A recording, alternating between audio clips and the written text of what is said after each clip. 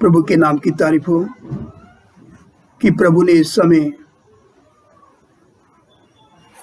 अपने पवित्र चरणों में आने के लिए हमें अनुग्रह दिया कि हम उसकी उपस्थिति में उसके जीवित वचन को सीख सकें।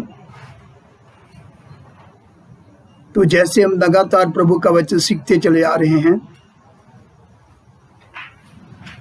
तो आइए इस समय भी परमेश्वर का वचन सीखेंगे। जो विषय जो हमारा है, परमेश्वर के गुण। परमेश्वर के जो गुण हैं उसके बारे में हम सीख रहे हैं। उसमें जो अभी तक हमने परमेश्वर का वचन जो सीखा है, वह हमने सीखा है। कितने गुण के बारे में अभी तक सीखा है, कोई बता सकता है? अभी तक हमने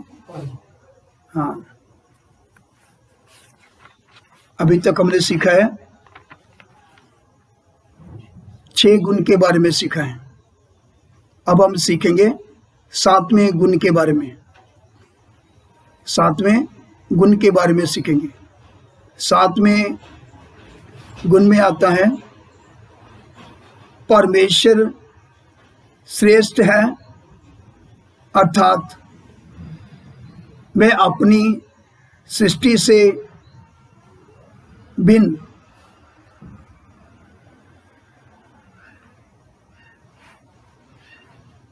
परमेश्वर श्रेष्ठ है, अर्थात वह अपनी सृष्टि से भिन्न है।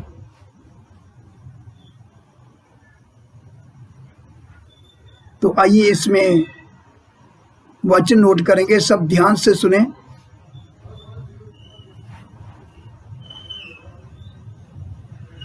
निर्गमन 24 का 9 वचन से लेकर 18 वचन तक हम पढ़ेंगे। निर्गमन 24 अध्याय उसका 9 से 18 वचन तक। आइए मिल गया तो पढ़ना शुरू करें।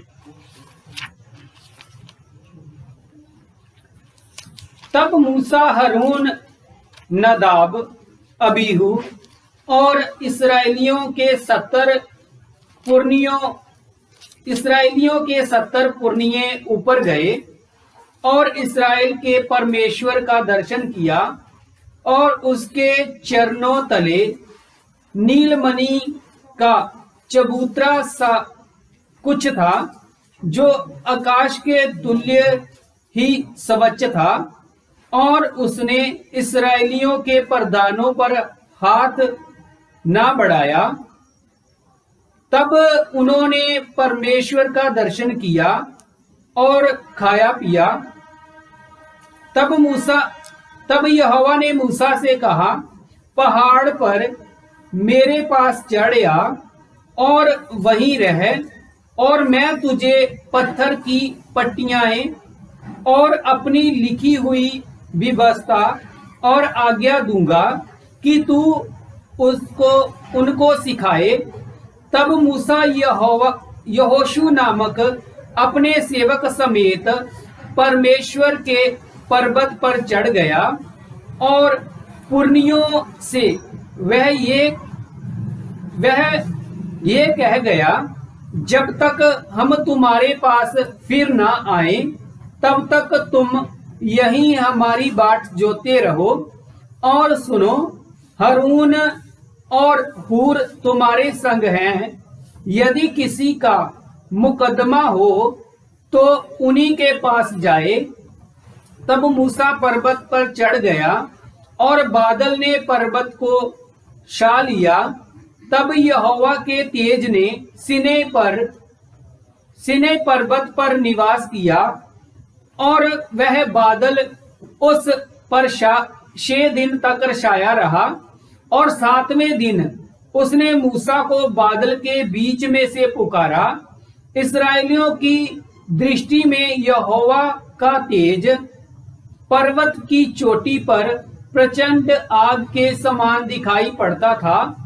तब मूसा बादल के बीच में प्रवेश करके पर्वत पर चढ़ गया और मूसा पर्वत पर 40 दिन और 40 रात रहा।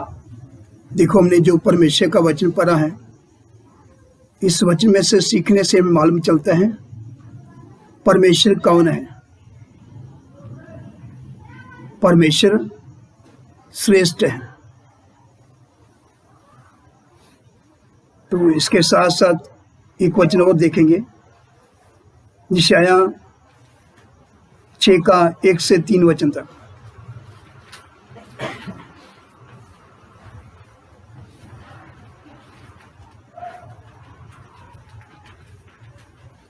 यशायाह 6 का 1 से 3 तक। जिस वर्ष उजिया राजा मरा, मैंने प्रभु को बहुत ही ऊंचे सिंहासन पर विराजमान देखा जी।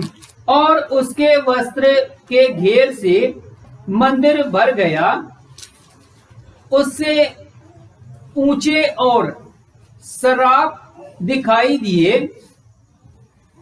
उनके 6 पंख थे। 2 पंखों से वह अपने मुंह को ढांपे थे और 2 से अपने पांव को और 2 से उड़ रहे थे। वह एक दूसरे से पुकार पुकार कर कह रहे थे, सेनाओं का यहोवा पवित्र पवित्र पवित्र, सारी पृथ्वी उसके तेज से भरपूर है। और पुकारने वाले के शब्द से डेवड़ियों की नींवें डोल उठी और भवन धुएं से भर गया। आमीन। 3 वचन तक पढ़ना है। तो इधर परमेश्वर का वचन बताता है, वह एक दूसरे से पुकार पुकार कर कह रहे थे, सेनाओं का यहोवा पवित्र पवित्र पवित्र पवित्र है, सारी पृथ्वी उसके तेज से भरपूर है।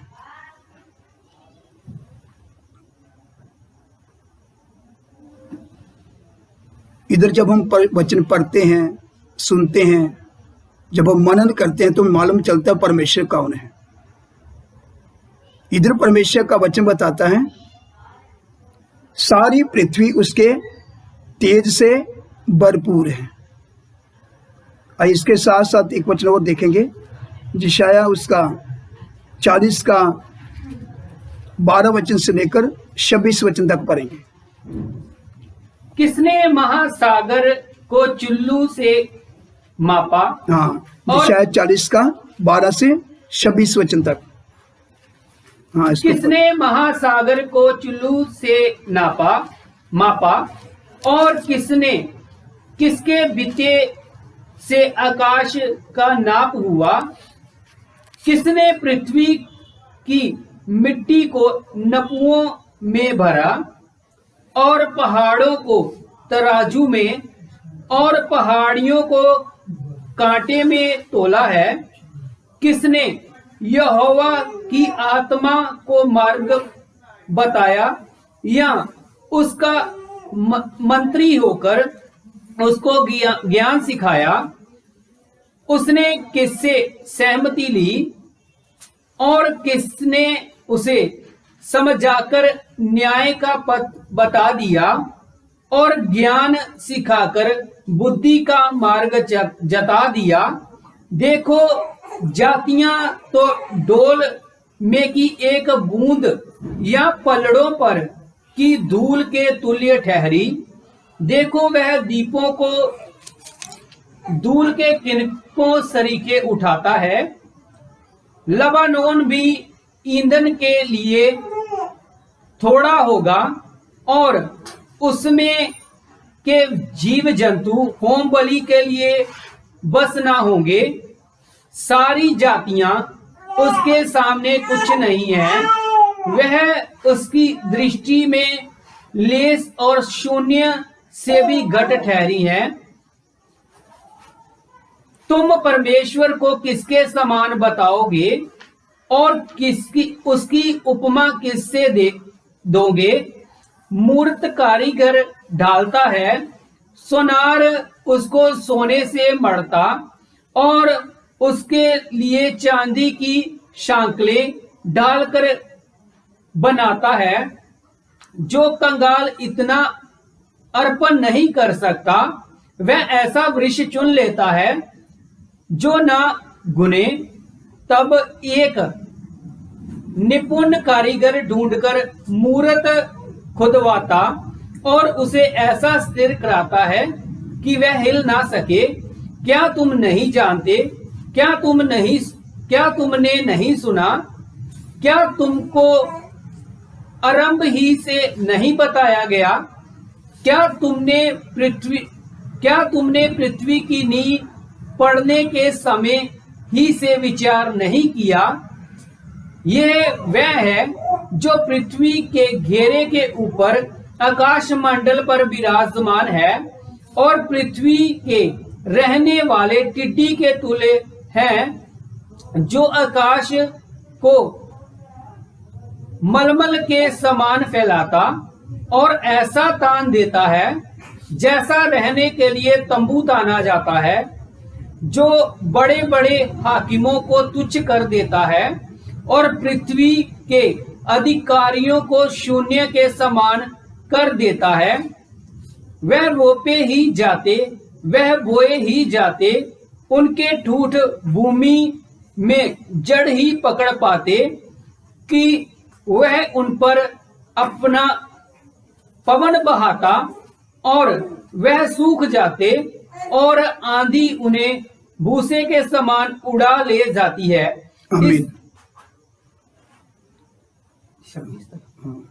इसीलिए तुम मुझे देखो, इधर हमने परमेश्वर का वचन पढ़ा है। जो भी हम परमेश्वर का वचन पढ़ते जा रहे हैं, आपने क्या करना, परमेश्वर की उपस्थिति में बैठकर इसके ऊपर मनन करना है। हाँ, फिर से 25 से शुरू करें। इसीलिए तुम मुझे किसके समान बताओगे जी कि मैं उसके तुल्य ठहरूं? जी, उस पवित्र का यही वचन है। अपनी आंखें ऊपर उठाकर देखो, किसने इनको सिरजा? वह इन गुणों को गिन गिन कर निकालता, उन सबको नाम ले लेकर बुलाता है। वह ऐसा सामर्थी और अत्यंत बली है कि उनमें से कोई बिना आए नहीं रहता। हाँ, इसके साथ साथ यशायाह उसका 55 का 8 और 9 वचन, यशायाह 55 का 8 और 9 वचन। क्योंकि यहोवा कहता है, मेरे विचार और तुम्हारे विचार एक समान नहीं है, ना तुम्हारी गति और मेरी गति एक सी है। क्योंकि मेरी और तुम्हारी गति में और मेरे और तुम्हारे सोच विचारों में आकाश और पृथ्वी का अंतर है। आमीन। देखो, हम इधर परमेश्वर का वचन जितना भी पढ़ा है और जो पढ़ते जा रहे हैं, इधर हम देखते हैं जो हमने परमेश्वर का वचन पढ़ा है, यशायाह 55 का 8 और 9 वचन, आकाश और पृथ्वी का अंतर है। इधर हम देखते हैं जो भी इधर हमने परमेश्वर का वचन पढ़ा है,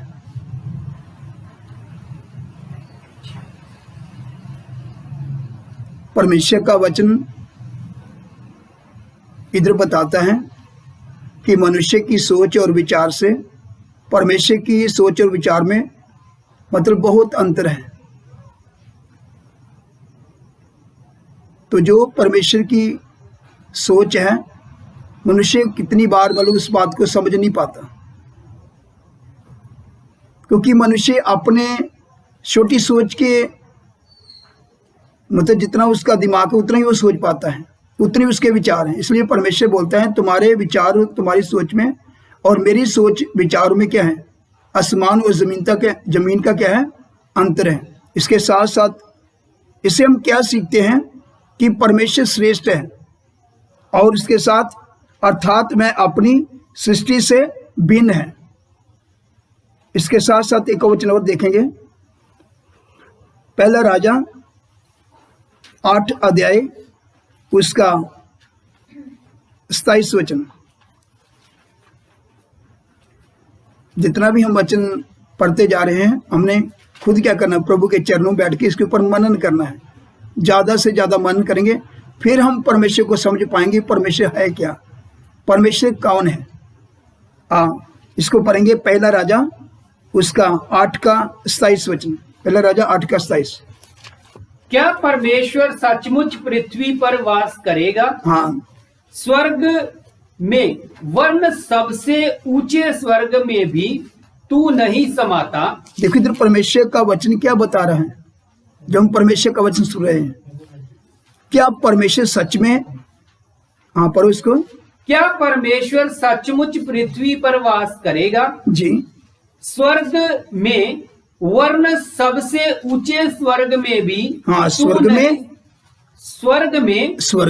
वर्ण सबसे ऊंचे स्वर्ग में भी। हाँ, मतलब एक तो स्वर्ग है, फिर परमेश्वर का वचन बताते हैं वर्ण ऊंचे स्वर्ग में भी तू नहीं समाता।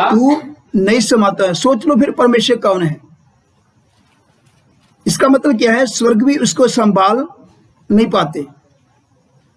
एक तो स्वर्ग है और परमेश्वर का वचन क्या बताते हैं, वर्ण ऊंचे स्वर्ग में भी तू नहीं समाता। हाँ पढ़ो आगे। फिर मेरे बनाए हुए इस भवन में कैसे समाएगा? हाँ, ये सुलेमान की प्रार्थना है और सुलेमान परमेश्वर को जानते हुए परमेश्वर के बारे में क्या कर रहा है, वर्णन कर रहा है कि परमेश्वर कौन है।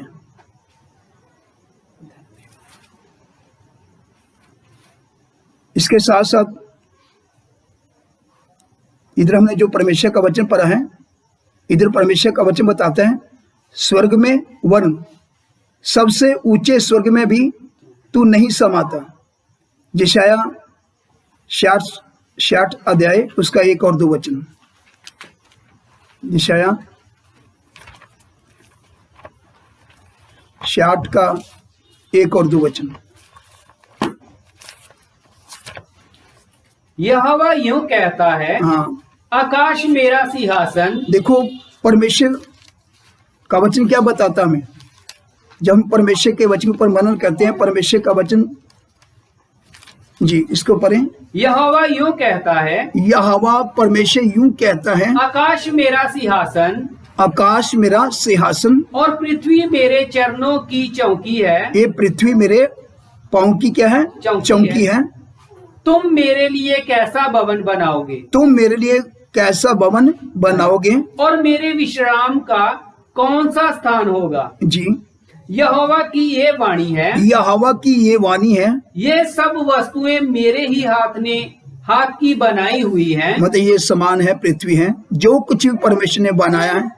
तो परमेश्वर क्या बोल रहा है, ये सारा कुछ मेरा ही बनाया हुआ है। जी, यहोवा की ये वाणी है, जी, ये सब वस्तुएं मेरे ही हाथ की बनाई हुई हैं। जी, इसीलिए ये सब मेरी ही हैं, परंतु मैं उसी की ओर दृष्टि करूंगा जी, जो दीन और खेदित मन का हो और मेरा वचन सुनकर थरथराता हो। आमीन। देखो जो परमेश्वर श्रेष्ठ परमेश्वर है, जो अपनी, अगर देखा जाए जो उसकी जो सृष्टि है उससे क्या है, परमेश्वर भिन्न है। मगर परमेश्वर क्या बोल रहा है, मैं किसकी ओर दृष्टि करूंगा? हाँ पढ़ो इसको। परंतु मैं उसी की ओर दृष्टि करूंगा, मैं उसकी ओर दृष्टि करूंगा जो दीन, जो क्या है, दीन और खेदित मन का हो, और खेदित मन का हो, और मेरा वचन सुनकर थरथराता हो। और मेरा वचन सुनकर थरथराता हो। आज कितने लोग परमेश्वर का वचन तो सुनते हैं मगर थरथराते नहीं है। क्योंकि इसका क्या मतलब है, क्योंकि मनुष्य को परमेश्वर के बारे में इतना ज्ञान नहीं है। अगर हमें अपने सृष्टिकर्ता के बारे में ज्ञान हो जाए वो कौन है, तो उसका वचन सुनकर हम क्या करेंगे, थरथराएंगे। तो परमेश्वर उसकी ओर दृष्टि करेगा जो उसका वचन सुनकर क्या करता है, थरथराता है। तो परमेश्वर उसके साथ वास करेगा, उसके साथ रहेगा। उसके साथ वास करने का मतलब उसके साथ खड़ा होगा। क्योंकि जो परमेश्वर का वचन सुनकर थरथराता है परमेश्वर उसकी ओर दृष्टि करता है और उसके साथ साथ रहता है।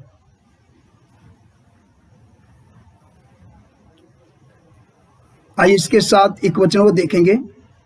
इधर हमने परमेश्वर का वचन पढ़ा है, आकाश मेरा सिंहासन और पृथ्वी मेरे चरणों की चौकी है। हाँ, इधर पढ़ेंगे प्रेरितों के काम 17 का 24 और 25 वचन। प्रेरितों के काम 17 का 24 और 25 वचन। जिस परमेश्वर ने पृथ्वी और उसकी सब वस्तुओं को बनाया वह स्वर्ग और पृथ्वी का स्वामी होकर हाथ के बनाए हुए मंदिरों में नहीं रहता, ना किसी वस्तु की आवश्यकता के कारण मनुष्यों के हाथ की सेवा लेता है, क्योंकि वह स्वयं सबको जीवन और श्वास और सब कुछ देता है। मनुष्य अपने सृष्टिकर्ता परमेश्वर को क्या दे सकता है? एक मनुष्य जिसको उसने बनाया, मतलब उसका सृष्टि किया हमारे सृष्टिकर्ता परमेश्वर ने, एक मनुष्य अपने सृष्टिकर्ता अपने सृजनहार परमेश्वर को क्या दे सकता है? वो खुद स्वयं मनुष्य को क्या देता है?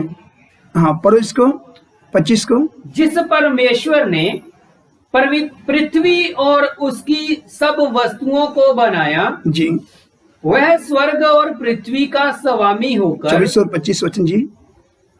हाँ, पढ़ो। जिस परमेश्वर ने पृथ्वी और उसकी सब वस्तुओं को बनाया जी, वह स्वर्ग और पृथ्वी का स्वामी होकर जी, हाथ के बनाए हुए मंदिरों में नहीं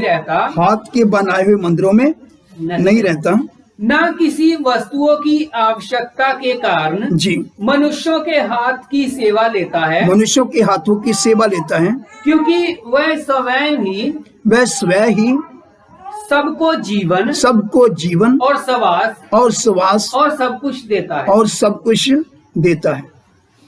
इधर हम देखते हैं परमेश्वर का वचन जो हमने पढ़ा है, स्वयं ही सबको जीवन और श्वास और सब कुछ देता है। उस सबसे बहुत अगर देख रहे हैं, वो परमेश्वर सबके मतलब बहुत क्या है, ऊपर परमेश्वर है, जिसके बारे में मनुष्य मतलब सोच भी नहीं सकता कि परमेश्वर कौन है। वो परमेश्वर कितना महान और कितना बड़ा परमेश्वर है, और परमेश्वर सबसे क्या है, भिन्न है। जो कुछ उसने बनाया परमेश्वर सबसे क्या है, भिन्न है, मतलब अपनी सृष्टि से वह भिन्न परमेश्वर है। इधर हम देखते हैं, उस सबसे बहुत ऊपर है, जिसको उसने बनाया उसकी सृष्टि नहीं हुई। परमेश्वर सृष्टि करता, सबकी सृष्टि करने वाला, मगर उसका सृष्टि नहीं हुआ।